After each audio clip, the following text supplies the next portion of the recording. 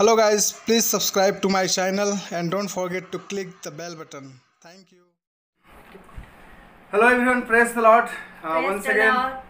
Once again we thank the Lord for this wonderful day the Lord has given us, and we are here to worship Him and adore His name and glorify His name as a family. So आज के दिन के लिए हम परमेश्वर का धन्यवाद करते हैं कि प्रभु ने हमें ये मौका दिया है कि हम एक साथ परमेश्वर की उपस्थिति में आकर उसकी स्तुति करें, उसकी महिमा करें और उसकी तारीफ कर सकें. So we thank the Lord for this beautiful day that He has added in our lives. So before you go ahead, we just bow down our head and let's recite the Lord's prayer. So आगे जाने से पहले हम अपनी आंखों को बंद करेंगे और प्रभु का प्रार्थना के साथ आज की प्रेयर को शुरू करेंगे. तो आइए हम सब लोग अपनी आंखों को बंद करेंगे. Father, we thank Hallelujah, thank you and praise you. Our Father in heaven, hallowed be your name. Your kingdom come, your will be done on earth as it is in heaven. Give us this day our daily bread. Forgive all our debts as we forgive all our debtors.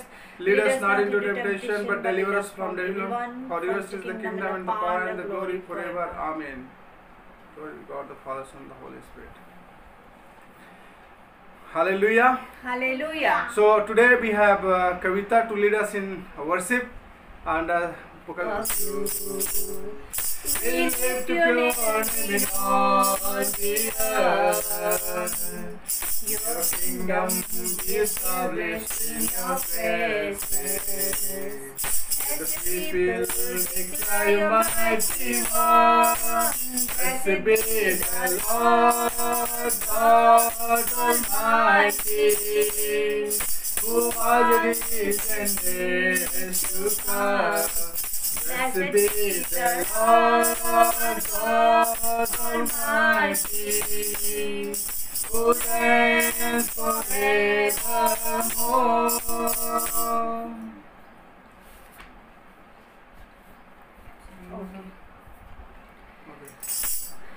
Father, I adore you. Lay my life before you. How I love you. Jesus, I adore you. Lay my life before you. How I love you. Spirit, I adore you. Lay my life before you. How I love you. Thank you, Jesus. Kavita, lead us in prayer. Thank you, Heavenly Jesus. Father, for Hallelujah. this Thank you, beautiful precious day Lord. you aired in our Hallelujah. life. Hallelujah. धन्यवाद प्रभु जी, Hallelujah. आपने हमारे Hallelujah. जीवन में एक और ये अच्छा दिन जोड़ने के लिए thank you my Hallelujah. Father. Hallelujah. Thank you, we are so blessed in your name Lord Jesus. हम आपके आशीष से, हम इतने आपके आशीष से पिता परमेश्वर. Hallelujah. Hallelujah. Hallelujah. Hallelujah. Thank you once again this Hallelujah. pandemic Thank you, situation, Thank you, Father God, Thank you are Lord. with Thank you, us, Jesus. and Hallelujah. very soon this situation going to normal in the name of Jesus. Hallelujah. धन्यवाद देते प्रभु, ये जो चल रहा है situation बहुत ही जल्द ठीक होने जा रहा है पिता परमेश्वर. हालेलुया. आपने सारी इस दुनिया को संभाल के रखा है, उसके लिए धन्यवाद देते. हर एक जन को आपने संभाल के रखा, उसके लिए धन्यवाद देते. धन्यवाद देते आपकी सारी आशीष को पिता परमेश्वर. मैं प्रार्थना करती हूँ जितने भी लोग आज के संडे सर्विस में इस वीडियो के द्वारा जोड़े हुए हैं, सबके जीवन में आशीष और बरकत आए यीशु मसीह के नाम से. हालेलुया. उनके जीवन में ब्लेसिंग्स आए. हालेलुया. उनके जीवन में सक्सेस आए. हालेलुया. उनके गुड हेल्थ, साउंड माइंड के लिए प्रार्थना करते हो पिता परमेश्वर. हालेलुया. आपके वचन के द्वारा उनके लाइफ में चेंजेस आए. हालेलुया. डेवलपमेंट आए लॉर्ड जीसस. हालेलुया. एक एक सारे हर एक जन को पिता परमेश्वर आशीष करना. उनके परिवार को, पूरे परिवार को आपके हाथ में देते हो. धन्यवाद मेरे पिता. हालेलुया. धन्यवाद पिता, जो वचन से आप बातचीत करने जा हमें वचन के द्वारा बातचीत कीजिए. हमारे जीवन में और बदलाव ले, आशीष लाइए आपके वचन के द्वारा. धन्यवाद के साथ ये प्रार्थना यीशु मसीह के नाम से मांगते हैं. Hallelujah. Hallelujah. Hallelujah. Hallelujah. We thank the Lord for this wonderful day the Lord has added in our lives. हम परमेश्वर का धन्यवाद करते हैं। आज का दिन प्रभु ने हमारे जीवन में जोड़ा है और प्रभु ने हमें ये समय दिया कि एक साथ बैठकर उसकी स्तुति करें, उसकी आराधना करें, उसकी महिमा कर सकें। हमने परमेश्वर की महिमा के लिए गीतों को गाया, उसकी आराधना किया और इस समय हम परमेश्वर की वचन को थोड़ी देर सीखेंगे। और परमेश्वर के वचन बताता है मत्ती रचित सुसमाचार उसका 14 अध्याय का 16 पद में इस प्रकार से लिखा हुआ है, but Jesus said unto them, they need not depart, give you them to eat. परमेश्वर यीशु ने अपने लोगों से कहा कि उनको जाने की जरूरत नहीं है, बल्कि उनको खाने के लिए कुछ दिया जाए। ये उस समय का बात है जब यीशु मसीह के वचन को सुनने के लिए बहुत सारे एक भीड़ उनके पीछे हो लिए थे और 2-3 दिन से उनके साथ साथ चल रहे थे और उनके पास खाने के लिए कुछ भी नहीं बचा था। सारे लोग भूखे थे। चेलों ने सोचा इन लोगों के लिए खाने का प्रबंध कहाँ से किया जाए। अगर हम दुकान जाकर खाने का सामान लाते हैं तो वहाँ काफ़ी महंगा पड़ेगा और हमारे पास इतनी है नहीं। तो इसलिए यीशु ने कहा कि उनको खाने को दिया जाए। चेलों ने कहा कि उनको भेज दिया जाए, लेकिन यीशु ने कहा कि उनको भेजना नहीं है, बल्कि उनको खाने के लिए कुछ दिया जाए। ठीक है, तो यहाँ पे हम कुछ बातें हैं जो हम देखते हैं। यहाँ पे जो वचन कहता है, the same thing is true today, some disciples today are sending the multitude to the world to meet their physical needs and proclaiming that God only meet spiritual needs, but they need not to depart.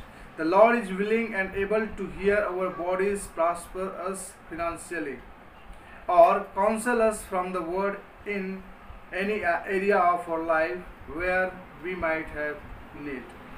So ये जो हमने पढ़ा है ये इस प्रकार से बताते हैं कि जो संसार है आज ऐसे ही कर रहे हैं। चेलों ने क्या कहा कि प्रभु यीशु मसीह तो आपको आत्मिक वचन ही दे सकता है, आत्मिक बातों का ज्ञान दे सकता है, लेकिन बाकी आपको जो फिजिकल नीड है, जो खाना है, उसके लिए खुद को प्रबंध करना है। भाई आप चले जाओ, आप अपना इंतजाम करो।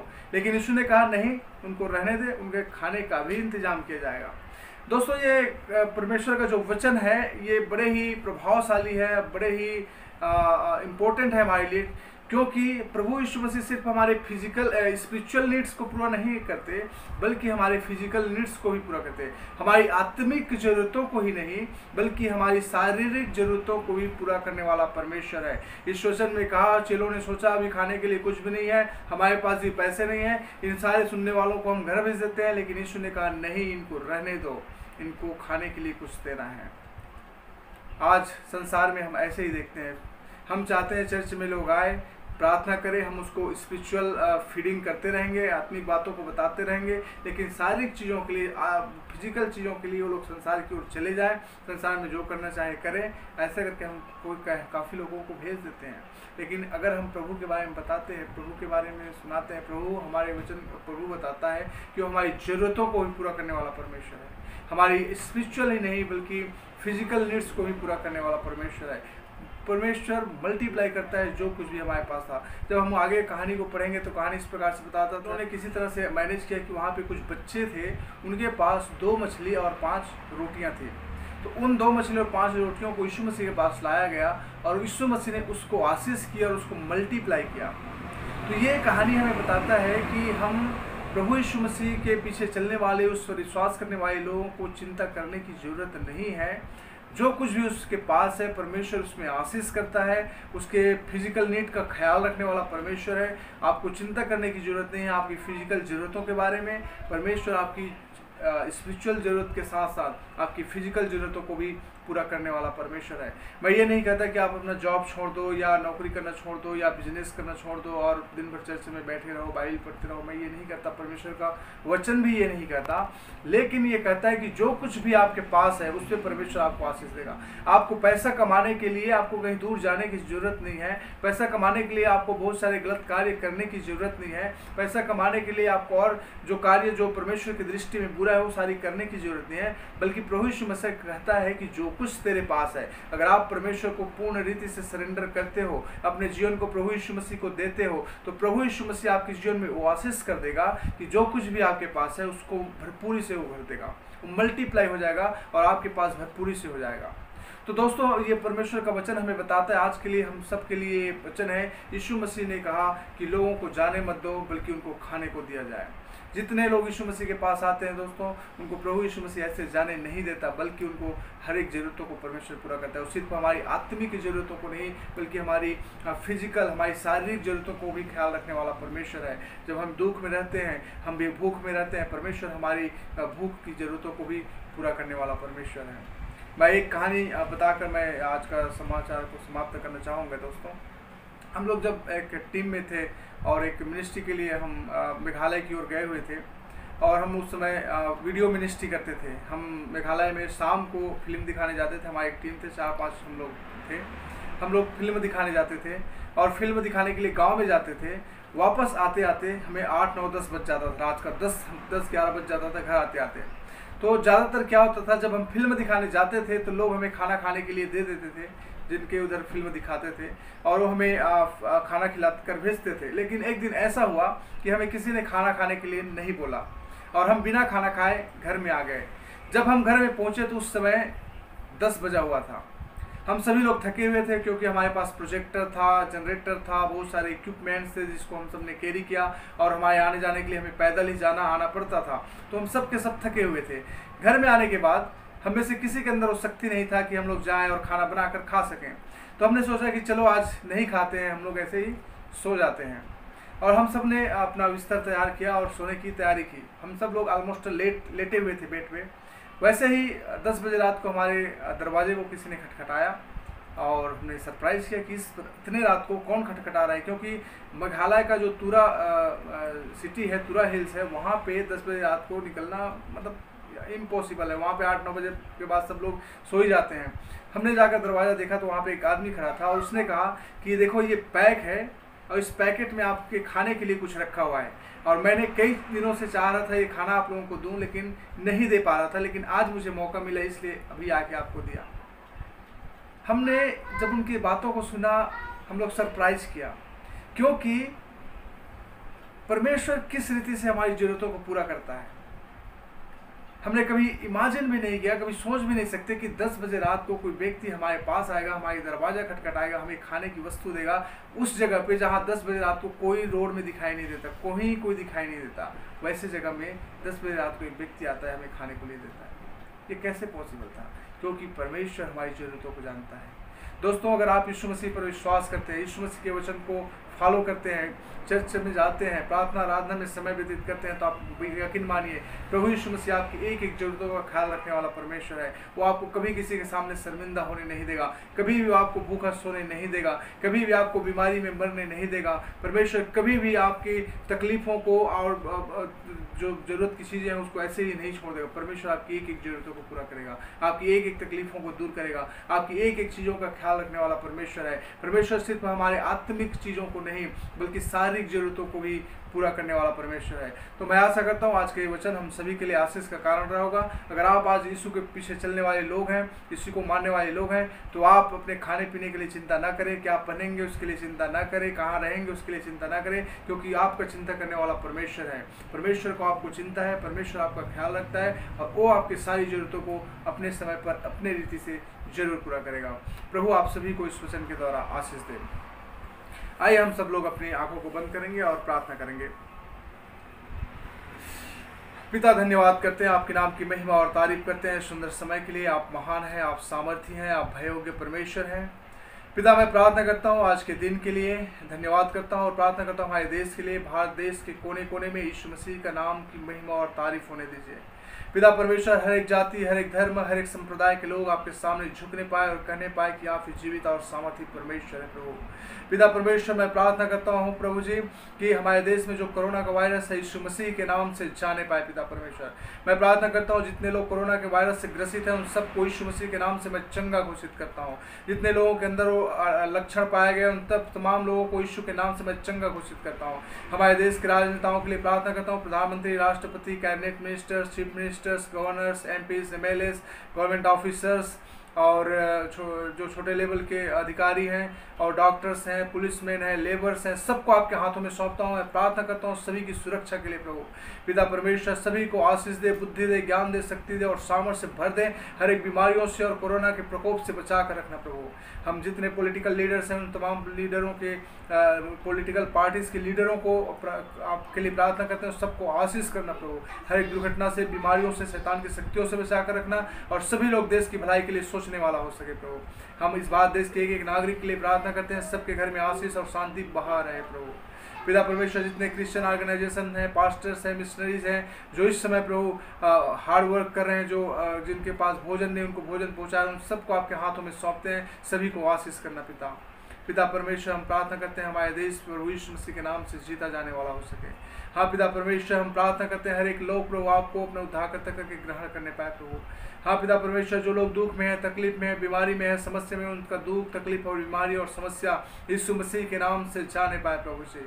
पिता परमेश्वर अगर इस समय कोई दुखी है, मैं प्रार्थना करता हूँ उसका दुख उनके जीवन से जाने पाए। अगर कोई बीमार में है, मैं प्रार्थना करता हूँ उनका बीमारी यीशु मसीह के नाम से जाने पाए। अगर कोई संकट किसी के पास है, उस संकट यीशु मसीह के नाम से जाने पाए। अगर कोई ऐसी बातें हैं जो उसको समझ में नहीं आ रहा है प्रभु, आप उनके लिए रास्ता खोले, उनको ज्ञान दीजिए ताकि बातों को समझ सके पिता। पिता हमारे देश को आपके हाथों में सौंपता हूँ। यीशु मसीह अपना शांति को इस देश में उंडेल दीजिए। हर एक प्रकार की बाधाओं से, हर एक प्रकार के आतंकवादियों की अटैक से, हर एक प्रकार की शैतान की शक्तियों से इस देश को बचा कर रखना। हमारा देश दुनिया का सर्वश्रेष्ठ देश होने दीजिए पिता परमेश्वर। हमारे देश के सारे नेताओं को, सारे राजनेताओं को, अधिकारियों को और सारे सिटीजन्स को आपके हाथों में सौंपते हैं। सब पर आपका आशीष अनुग्रह होता है। हम सबको आपके हाथों में सौंपते हुए प्रार्थना यीशु के नाम से मांगता हूँ, सुना ग्रहण कर पिता। आमीन। हम लोग प्रभु की प्रार्थना के साथ आज की सभा का समाप्ति करेंगे। Our Father in heaven, hallowed be your name. Your kingdom come. Your will be done on earth as it is in heaven. Give us this day our daily bread. Forgive all our debts as we forgive all our debtors. Lead us not into temptation, but deliver us from the evil one. For yours is the kingdom and the power and the glory. Amen. All right, thank you. हमारे साथ हमारे video को देखने के लिए और जितने लोगों ने हमारे इस वीडियो को देखा है, हम विश्वास करते हैं परमेश्वर ने आपको आशीष किया है। और हमेशा परमेश्वर पर भरोसा रखें, हर एक बातों पर परमेश्वर पर भरोसा रखें, क्योंकि यीशु मसीह आपका ख्याल रखने वाला, आपको आशीष देने वाला, आपसे प्यार करने वाला। तो आप अच्छे से रहिए। प्रभु यीशु मसीह आप सबको आशीष करें। आमीन।